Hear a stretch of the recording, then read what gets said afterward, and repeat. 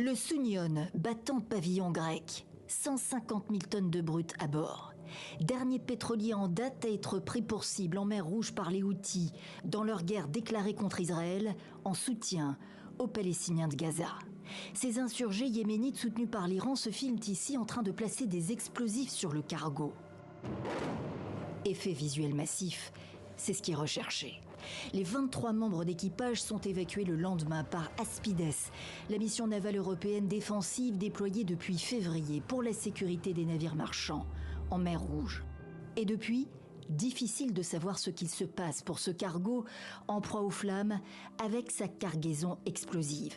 Trop dangereux à remorquer, affirmait l'Aspides début septembre, citant les sociétés privées responsables de l'opération de sauvetage finalement autorisée par les Houthis.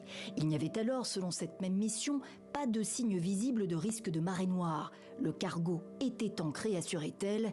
Nous l'avons contacté ce mardi pour plus d'informations, sans réponse pour l'instant. Jusqu'ici, les insurgés Houthis n'ont revendiqué qu'une opération militaire contre un pétrolier, le Blue Lagoon 1. Ils ne sont pas prêts d'arrêter de cibler les cargos, estiment les observateurs, avec tous les risques inhérents, notamment de marée noire. Mi-juillet, une nappe de pétrole de 220 km était repérée par satellite au large de Hodeïda. Le Chios Lion, un pétrolier saoudien cette fois, venait d'être attaqué 48 heures plus tôt.